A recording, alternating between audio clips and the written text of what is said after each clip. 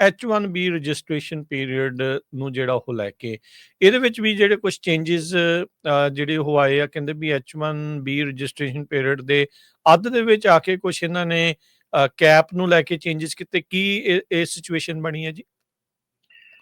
Changes ਖਾਸ ਹੈਗੇ। ਸੋ March 7 ਤੋਂ ਲੈ ਕੇ ਮਾਰਚ 24 ਤੱਕ ਜਿਹੜਾ ਸੀਗਾ H1B ਰਜਿਸਟ੍ਰੇਸ਼ਨ ਪੀਰੀਅਡ ਓਪਨ ਹੁੰਦਾ। ਸੋ ਜਿਹਨਾਂ ਨੂੰ ਨਹੀਂ ਪਤਾ, ਅਕਸਰ ਕਈ ਵਾਰੀ ਫੋਨ ਵੀ ਸਾਨੂੰ ਕਰਕੇ ਲੋਕੀ ਪੁੱਛਦੇ ਨੇ, ਸਪੈਸ਼ਲੀ ਜਿਹੜੇ ਕੈਨੇਡਾ ਤੋਂ ਤਾਂ ਆਸਟ੍ਰੇਲੀਆ ਤੋਂ ਜਿਹੜੇ ਸਟੂਡੈਂਟਸ ਨੇ, ਉਹਨਾਂ ਨੂੰ ਕਈ ਵਾਰੀ ਲੱਗਦਾ ਕਿ ਅਮਰੀਕਾ ਦੇ ਵਿੱਚ ਵੀ ਸੇਮ ਜਿੱਦਾਂ ਪ੍ਰੋਗਰਾਮ ਜਿੱਦਾਂ ਉਹਨਾਂ ਦੇ ਮੁਲਕਾਂ ਦੇ ਵਿੱਚ ਚੱਲਦੇ ਆ ਕਿ ਬੰਦਾ ਕੋਈ ਵਰਕ ਵੀਜ਼ਾ ਫਾਈਲ ਕਰ ਸਕਦਾ। ਸੋ ਪਹਿਲੀ ਗੱਲ ਤਾਂ ਇਹ ਹੈ ਕਿ US ਦੇ ਵਿੱਚ ਜਿਹੜਾ H1B ਵੀਜ਼ਾ ਪ੍ਰੋਗਰਾਮ ਹੈ, ਠੀਕ ਹੈ, ਜ਼ਿਆਦਾ ਕੋਈ ਆਪਸ਼ਨਸ ਹੈ ਨਹੀਂ ਗੀਆਂ, ਕੁਛ ਇੱਕ ਵੀਜ਼ਾ ਹੁੰਦੇ ਨੇ, ਪਰ ਜਿਹੜੇ ਇੰਡੀਅਨ ਸਿਟੀਜ਼ਨ ਨੇ ਉਹਨਾਂ ਦੇ ਮੁੱਖ ਤੌਰ ਤੇ ਜਿਹੜਾ H1B ਵੀਜ਼ਾ ਹੀ ਜਿਹੜਾ ਮੋਸਟ ਪ੍ਰੈਕਟੀਕਲ, ਜਿਹੜਾ ਡਿਗਰੀ ਦੇ ਬੇਸ ਤੇ ਕਹਿ ਲਓ ਜਿਹੜਾ ਹੈਗਾ H1B ਵੀਜ਼ਾ ਲੱਗਦਾ। ਤੇ ਇਹਦੇ ਲਈ ਮਿਨੀਮਮ ਤੁਹਾਨੂੰ ਬੈਚਲਰਸ ਜਾਂ ਹਾਇਰ ਡਿਗਰੀ ਚਾਹੀਦੀ ਹੁੰਦੀ ਹੈ, ਜਿਹੜੀ 4 ਸਾਲ ਦੇ ਇਕੁਇਵਲੈਂਟ ਡਿਗਰੀ ਨੂੰ ਬੈਚਲਰਸ ਡਿਗਰੀ ਮੰਨਦੇ ਨੇ। ਜਿਹਨਾਂ ਕੋਲ ਨਹੀਂ 4 ਸਾਲ ਦੀ ਹੁੰਦੀ ਤੇ ਉਹਨਾਂ ਨੂੰ ਇਹ, ਫੋਰ ਐਗਜ਼ਾਮਪਲ ਕਿਸੇ ਦੀ 3 ਸਾਲ ਦੀ ਡਿਗਰੀ ਹੈ ਤੇ ਉਹਦਾ 1 ਸਾਲ ਥੋੜ੍ਹਾ ਤੇ 3 ਸਾਲ ਦੇ ਵਰਕ ਐਕਸਪੀਰੀਅੰਸ ਨੂੰ ਇਹ 1 ਸਾਲ ਦੀ ਡਿਗਰੀ ਦੇ ਬਰਾਬਰ ਮੰਨਦੇ ਨੇ। ਠੀਕ ਹੈ। ਸੋ ਲੈ ਦੇ ਕੇ ਜਿਹੜਾ ਕੁੱਲ ਮਿਲਾ ਕੇ ਜਿਹੜੀ ਕਨਕਲੂਜਨ ਇਹ ਹੈ ਕਿ 4 ਸਾਲ ਦੇ ਇਕੁਇਵਲੈਂਟ ਜਿਹੜੀ ਡਿਗਰੀ ਹੁੰਦੀ ਆ, ਉਹ ਡਿਗਰੀ ਵਾਲੀ ਪੋਜੀਸ਼ਨ ਦੇ ਬੇਸ ਤੇ ਜਦੋਂ ਤੁਹਾਨੂੰ ਨੌਕਰੀ ਮਿਲਦੀ ਹੈ ਤੇ ਫਿਰ ਜਿਹੜਾ EMPLOYER ਆ ਉਹ H1B ਫਾਈਲ ਕਰ ਸਕਦਾ ਹੁੰਦਾ। ਇਹ ਜਿਹੜਾ H1B ਇਹ ਸਾਰੇ ਸਾਲ ਅਵੇਲੇਬਲ ਨਹੀਂ ਹੁੰਦਾ, ਠੀਕ ਆ। ਇਹਦੇ ਲਈ ਬਹੁਤ ਜ਼ਿਆਦਾ ਕੰਪੀਟੀਸ਼ਨ ਹੈ। ਇਵਨ ਜਿਹੜੇ ਲੋਕੀ ਇੱਥੋਂ ਵੀ ਗ੍ਰੈਜੂਏਟ ਹੁੰਦੇ ਨੇ ਜਾਂ ਜਿਹੜੇ ਹੋਰ ਇੰਡੀਆ ਵਗੈਰਾ ਤੋਂ ਕਿਤੋਂ ਵੀ ਜਿਹੜੇ ਇੰਜੀਨੀਅਰਸ ਫਾਈਲ ਕਰਦੇ ਨੇ H1B ਪ੍ਰੋਗਰਾਮ ਦੇ ਅੰਡਰ, ਤੇ ਹਰ ਸਾਲ 65,000 ਜਿਹੜੇ ਵੀਜ਼ੇ ਉਹ ਦਿੰਦੇ ਨੇ। ਰੈਗੂਲਰ ਜਿਹੜੇ ਡਿਗਰੀ ਹੋਲਡਰਸ ਨੇ 20,000 ਵੀਜ਼ੇ ਉਹਨਾਂ ਨੇ ਰੱਖੇ ਨੇ ਸੈੱਟ ਸਾਈਡ ਕਰਕੇ, ਜਿਹੜੇ US ਦੇ ਵਿੱਚ ਮਾਸਟਰਸ ਜਾਂ ਹਾਇਰ ਡਿਗਰੀ ਕਰਦੇ ਨੇ। ਸੋ ਤੁਸੀਂ ਵੇਖੋ ਕਿ 85,000 ਜਿਹੜਾ ਵਰਕ ਵੀਜ਼ਾ ਸਿਰਫ ਜਿਹੜਾ ਲੀਗਲ ਤੌਰ ਤੇ ਕੰਪਨੀਆਂ ਨੂੰ ਅਵੇਲੇਬਲ ਆ, ਉਹਦੇ ਵਿੱਚ ਕਾਫੀ ਫਾਈਟ ਹੁੰਦੀ ਹੈ। ਸਟੂਡੈਂਟ ਆਪਣੇ ਆਪ ਨੂੰ ਇਸ ਲੋਟਰੀ ਵਿੱਚ ਜਿਹੜਾ EMPLOYER ਦੇ ਥਰੂ ਸਬਜੈਕਟ ਕਰਦੇ ਨੇ। ਇਹ ਲੋਟਰੀ ਵਿੱਚ ਤੁਸੀਂ ਦੇਖੋ ਕਿ ਹੁਣ 85,000 ਕੋਈ ਖਾਸ ਵੱਡਾ ਨੰਬਰ ਨਹੀਂ ਹੈਗਾ, ਤੇ ਲੋਟਰੀ ਜਿਹੜੇ ਐਪਲੀਕੈਂਟ ਉਹ ਜ਼ਿਆਦਾ ਹੁੰਦੇ ਨੇ, 2.5 ਲੱਖ 3 ਲੱਖ ਜਿਹੜਾ ਔਨ ਐਵਰੇਜ ਜਿਹੜਾ ਰਿਹਾ ਜੇ ਇਕਨੋਮੀ ਡੀਸੈਂਟ ਹੋਵੇ, ਤੇ 25% 20 ਤੋਂ 25% ਲਗਭਗ ਜਿਹੜੇ ਚਾਂਸ ਹੁੰਦੇ ਨੇ ਲੋਕਾਂ ਦੇ ਲੋਟਰੀ ਦੇ ਵਿੱਚ ਸਿਲੈਕਟ ਹੋਣ ਦੇ। ਜਦੋਂ ਲੋਟਰੀ ਦੇ ਵਿੱਚ ਸਿਲੈਕਟ ਹੋ ਜਾਂਦੇ ਆ, ਉਹਦਾ ਮਤਲਬ ਇਹ ਨਹੀਂ ਕਿ ਪਟੀਸ਼ਨ ਉਹਨਾਂ ਨੇ ਅਪਰੂਵ ਕਰਤੀ ਹੈ, ਉਸ ਤੋਂ ਬਾਅਦ ਜਿਹੜਾ EMPLOYER ਆ ਉਹ ਤੁਹਾਡਾ ਉਹ ਪਟੀਸ਼ਨ ਜਿਹੜੀ ਫਾਈਲ ਕਰੂਗਾ। ਸੋ ਇਹਦੇ ਵਿੱਚ ਕੀ ਹੁਣ ਦੇਖਣਾ ਹੁੰਦਾ ਕਿ ਫੋਰ ਐਗਜ਼ਾਮਪਲ ਜਿਹੜਾ ਅਕਸਰ ਸਵਾਲ ਆਉਂਦਾ ਕਿ ਮੇਰੇ ਕੋਲ ਆਹ ਡਿਗਰੀ ਆ, ਸਾਡੇ ਫੈਮਿਲੀ ਫਰੈਂਡ ਨੇ, ਉਹਨਾਂ ਦੇ ਸਟੋਰ ਨੇ, ਉਹ ਸਾਨੂੰ ਫਾਈਲ ਕਰ ਸਕਦੇ H1B ਕਿ ਨਹੀਂ।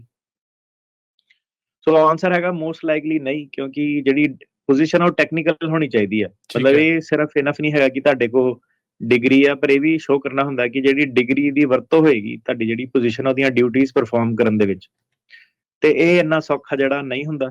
ਈਵਨ ਇੰਜੀਨੀਅਰਸ ਕੋਈ ਐਪਲ, ਗੂਗਲ, ਫੇਸਬੁੱਕ ਦੇ ਵਿੱਚ ਵੀ ਲੱਗਾ, ਉਹਨਾਂ ਨੂੰ ਵੀ ਇਹ ਹਾਰਡ ਟਾਈਮ ਦੇ ਦਿੰਦੇ ਨੇ, ਉਹਨਾਂ ਦੇ ਵੀ ਕੇਸ ਕਈ ਵਾਰੀ ਡਿਨਾਈ ਹੋ ਜਾਂਦੇ ਨੇ। ਇੰਜੀਨੀਅਰ ਨੂੰ ਇਹ ਕਹਿ ਦਿੱਤਾ ਜਾਂਦਾ ਕਿ ਤੇਰੀ ਜਿਹੜੀ ਪੋਜੀਸ਼ਨ ਹੈਗੀ ਆ ਉਹ ਇੰਨੀ ਟੈਕਨੀਕਲ ਨਹੀਂ ਹੈਗੀ, ਜਿਹੜੇ ਲੈਵਲ ਦੀ ਤੂੰ ਕੋਡਿੰਗ ਪ੍ਰੋਗਰਾਮਿੰਗ ਕਰ ਰਿਹਾ ਉਹ ਇੱਕ ਹਾਈ ਸਕੂਲ ਵਾਲਾ ਕੁਛ ਐਕਸਪੀਰੀਅੰਸ ਨਾਲ ਵੀ ਕਰ ਸਕਦਾ। ਮਤਲਬ ਕਿ ਜ਼ਰੂਰੀ ਨਹੀਂ ਹੈਗਾ ਕਿ ਇੰਜੀਨੀਅਰਿੰਗ ਜਾਂ ਉਹਦੀ ਕੋਡਿੰਗ ਜਾਂ ਜੋ ਵੀ ਉਹਨਾਂ ਦੇ ਰੋਲਸ ਆ ਉਹਨੂੰ ਕਰਨ ਦੇ ਲਈ ਤੁਹਾਨੂੰ ਡਿਗਰੀ ਦੀ ਲੋੜ ਆ। ਤੇ ਇਹਦੇ ਵਿੱਚ ਸੱਚ ਗੱਲ ਵੀ ਹੈਗੀ ਹੈ, ਕਾਫੀ ਸਾਰੇ ਜਿਹੜੇ ਇੰਜੀਨੀਅਰਸ ਨੇ, ਜਿਹੜੇ ਕੰਪਨੀਆਂ ਚਲਾਉਂਦੇ ਵੀ ਨੇ, ਓਨਰਸ ਵੀ ਨੇ, ਉਹ ਵੀ ਕਾਲਜ ਤੁਸੀਂ ਦੇਖੋ ਡ੍ਰੌਪ ਆਊਟ ਹੁੰਦੇ ਨੇ, ਤੇ ਕਈ ਸਾਰੀਆਂ ਜਿਹੜੀਆਂ ਡਿਊਟੀਆਂ ਹੈਗੀਆਂ ਉਹਨਾਂ ਦੇ ਵਾਸਤੇ ਵਾਕਈ ਜਿਹੜੀ ਡਿਗਰੀ ਦੀ ਲੋੜ ਨਹੀਂ ਹੁੰਦੀ। ਤੇ ਇਹ ਇਮੀਗ੍ਰੇਸ਼ਨ ਦੇ ਨਾਲ ਇੱਕ ਜਦੋਜਹਿਦ ਜੀ ਚੱਲਦੀ ਰਹਿੰਦੀ ਹੈ ਵਕੀਲਾਂ ਦੀ ਤੇ ਜਿਹੜੇ EMPLOYER ਆ ਕਿ ਨਹੀਂ ਸਾਡਾ ਜਿਹੜਾ H1B ਅਪਰੂਵੇਬਲ ਆ। ਤੇ ਜਦੋਂ ਤੁਸੀਂ ਫਾਈਲ ਕਰਦੇ ਉਹਨੂੰ ਉਹ ਕੁਐਸਚਨ ਵੀ ਕਰਦੇ ਨੇ ਕਿ ਤੁਸੀਂ ਸ਼ੋਅ ਕਰੋ, ਰਿਕੁਐਸਟ ਫॉर ਐਵੀਡੈਂਸ RFE ਉਹਨੂੰ ਕਿਹਾ ਜਾਂਦਾ।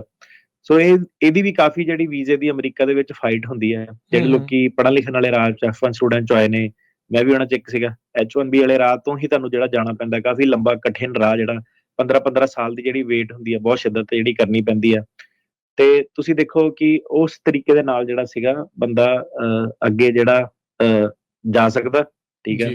ਤੇ ਹੁਣ ਇਹਨਾਂ ਨੇ ਜਿਹੜੀ ਲੋਟਰੀ ਆ ਉਹ ਵਾਲਾ ਸੀਜ਼ਨ ਜਿਹੜਾ ਚੱਲਦਾ ਪਿਆ, ਤੇ ਇਹਦੇ ਵਿੱਚ ਜਿਹੜੇ ਵੀ ਲੋਕੀ ਸਿਲੈਕਟ ਹੋ ਗਏ ਉਸ ਤੋਂ ਬਾਅਦ ਉਹਨਾਂ ਨੂੰ ਇਹ ਮੌਕਾ ਦਿਓਗੇ ਕਿ ਤੁਸੀਂ ਆਪਣੀ ਪਟੀਸ਼ਨ ਜਿਹੜੀ ਫਾਈਲ ਕਰੋ। 2-3 ਮਹੀਨੇ ਦਾ ਟਾਈਮ ਉਹਨਾਂ ਨੂੰ ਦਿੰਦੇ ਨੇ, ਤੇ ਜੇ ਸਾਰਾ ਕੁਝ ਸਹੀ ਰਹਿ ਜਾਵੇ ਤੇ ਅਰਲੀਐਸਟ ਜਿਹੜੇ ਸਾਲ ਚ ਵੀ H1B ਫਾਈਲ ਹੁੰਦਾ, ਠੀਕ ਆ।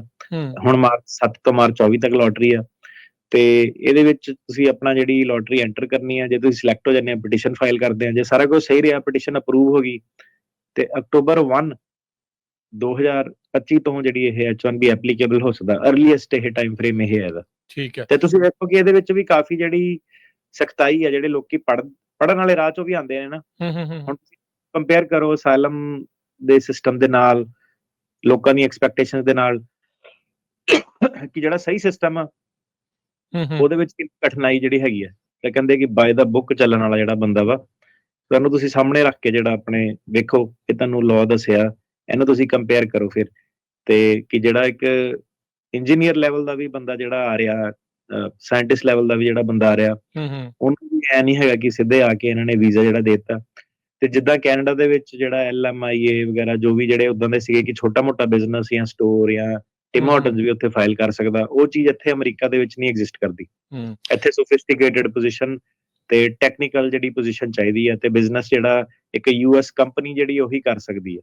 ਬਿਲਕੁਲ। ਇਹ ਪਿਛਲੀ ਵਾਰੀ ਆਈ ਥਿੰਕ 7 ਲੱਖ ਤੋਂ ਵੱਧ ਲੋਕਾਂ ਨੇ ਇਹ 85,000 ਦੇ ਲਈ ਅਪਲਾਈ ਕੀਤਾ ਸੀਗਾ ਇਹਨਾਂ ਵੀਜ਼ੇ ਦੇ ਲਈ, ਤੇ ਇਹ ਹਰ ਸਾਲ ਹੀ ਆંકੜਾ ਜਿਹੜਾ ਵੱਧ ਜਾਂਦਾ। ਇਸ ਵਾਰ ਕਿੱਦਾਂ ਦੇ ਨੰਬਰਸ ਅਜੇ ਕੁਝ ਪਤਾ ਲੱਗਾ ਹੈ ਵੈਸੇ, ਕਿੰਨੀਆਂ ਫਾਈਲਿੰਗਸ ਹੋ ਰਹੀਆਂ ਆ, ਕੀ ਮਾਹੌਲ ਕਿੱਦਾਂ ਦਾ ਆ ਜੋ ਇਮੀਗ੍ਰੇਸ਼ਨ ਦੇ ਮਾਹੌਲ ਨੂੰ ਚੱਲਦੇ H1 ਨੂੰ ਲੈ ਕੇ, ਇਹ 'ਚ ਵੀ ਠੰਡਾ ਹੋਇਆ ਕੰਮ ਜਾਂ ਉਦਾਂ ਹੀ ਉਸੇ ਤਰੀਕੇ ਦੇ ਨਾਲ ਹੀ ਫਾਈਲ ਹੋ ਰਹੇ ਆ? ਕਾਫੀ ਸਾਰੇ ਲੇਆਫਸ ਨੇ, ਤੁਸੀਂ ਸੁਣਿਆ ਹੀ ਹੋਣਾ ਜੀ। ਰਾਈਟ, ਕਾਫੀ ਵੱਡੀ ਕੰਪਨੀਆਂ ਨੇ, ਬਲੂ ਚਿਪ ਕੰਪਨੀਆਂ ਨੇ ਵੀ ਕਾਫੀ ਜਿਹੜੇ ਲੇਆਫਸ ਜਿਹੜੇ ਕੀਤੇ ਨੇ, ਸੋ ਉਹਦਾ ਫਿਰ ਪ੍ਰਭਾਵ ਤਾਂ ਜਿਹੜਾ ਪੈਂਦਾ ਹੀ ਆ। ਤੇ ਮੇਰੇ ਹਿਸਾਬ ਨਾਲ ਇਸ ਵਾਰੀ ਘੱਟ ਫਾਈਲਸ ਹੋ ਗਈਆਂ, ਬਾਕੀ ਦੇਖਦੇ ਆ ਕਿੱਦਾਂ। ਇਕਨੋਮੀ ਕੋਈ ਬਾਹਲੀ ਵਧੀਆ ਜਿਹੜੀ ਪਰਫਾਰਮ ਕਰ ਨਹੀਂ ਰਹੀ। ਕੈਨੇਡਾ ਵਗੈਰਾ ਚ ਤਾਂ ਆਲਰੇਡੀ ਰਿਸੈਸ਼ਨ ਜਿਹੜਾ ਤੁਸੀਂ ਦੇਖੋਗੇ ਕਿ ਇਫੈਕਟਸ ਹੈਗੇ ਨੇ, ਤੇ ਜਿਹੜੇ ਹਿਸਾਬ ਨਾਲ ਹੁਣ US ਦੀ ਪਾਲਿਸੀ ਮੇਕਿੰਗ ਜਿਹੜੀ ਚੱਲ ਰਹੀ ਹੈ ਟੈਰਿਫ ਨੂੰ ਲੈ ਕੇ, ਜਿਹੜਾ ਇਹਨਾਂ ਦਾ ਵਿਵਾਦ ਆ, ਤੇ ਕਾਫੀ ਜਿਹੜਾ ਸਿਸਟਮ ਇਹਨਾਂ ਨੇ ਜਿਹੜੇ ਚੇਂਜ ਕਰ ਦਿੱਤੇ ਆ ਜਾਂ ਕਰ ਦੇਣੇ ਆ, ਸੋ ਉਧਰ ਨੂੰ ਗੱਲਾਂ ਜਾ ਰਹੀਆਂ। ਜਿਹੜੀਆਂ ਇਕਨੋਮਿਕ ਫੋਰਸਿਸ ਜਿਹੜੀਆਂ ਹੈਗੀਆਂ ਫੁੱਲ ਸਵਿੰਗ ਤੇ ਇਸ ਵੇਲੇ। ਤੁਸੀਂ ਦੇਖੋ ਸਟਾਕ ਕਿੰਨਾ ਜ਼ਿਆਦਾ ਡਿੱਗ ਗਿਆ, ਸਟਾਕ ਮਾਰਕੀਟ, ਠੀਕ ਹੈ, ਸਾਰਾ ਥੋੜਾ ਜਿਹਾ ਆਪਣਾ ਜੇ ਐਸਟੀਮੇਟ ਕਰੀਏ ਤਾਂ ਟੈਸਲਾ ਤੋਂ ਲੈ ਲਓ ਤੁਸੀਂ, ਉਹ 40% ਡ੍ਰੌਪ ਸੀਗਾ ਤਕਰੀਬਨ। ਐਪਲ ਵਗੈਰਾ ਵੀ ਜਿਹੜਾ 15-20% ਜਿਹੜਾ ਸਾਰਾ ਡ੍ਰੌਪ ਇਨ ਜਨਰਲ ਹੈਗਾ ਹੀ ਹੈਗਾ, ਤੇ ਕੋਈ ਵਧੀਆ ਸੰਕੇਤ ਜਿਹੜਾ ਇਕਨੋਮੀ ਵੱਲ ਨਹੀਂ ਹੈਗਾ। ਤੇ ਅਨਲੈਸ ਕੋਈ ਸਮਥਿੰਗ ਡਿਫਰੈਂਟ ਹੋ ਜਾਵੇ, ਤੇ US ਵੀ ਕੋਈ ਇਸ ਵੇਲੇ ਐਕਸ਼ਨ ਉਦਾਂ ਦੇ ਲੈ ਨਹੀਂ ਰਹੀ ਕਿ ਬਹੁਤ ਜ਼ਿਆਦਾ ਜਿਹੜੇ ਦੇਸ਼ ਇਹਨਾਂ ਨਾਲ ਕੋਆਪਰੇਟ ਕਰਨ, ਤੇ ਪੰਗੇ ਥੋੜੇ ਇਹਨਾਂ ਦੇ ਵੀ ਵੱਧ ਰਹੇ ਨੇ। ਯੂਰਪ ਚ ਦੇਖ ਲਓ, ਕੈਨੇਡਾ ਚ ਦੇਖ ਲਓ, ਮੈਕਸੀਕੋ ਵੱਲ ਵੇਖ ਲਓ, ਤੇ ਦੇਖਦੇ ਆ ਕਿੱਧਰ ਨੂੰ ਜਾਂਦਾ ਜੀ ਗੱਲਬਾਤ। ਬਿਲਕੁਲ। ਸੋ ਬਿਲਕੁਲ ਇਹ ਜਿਹੜੀਆਂ ਚੀਜ਼ਾਂ ਆ ਉਹ ਨਾਲ ਦੇ ਨਾਲ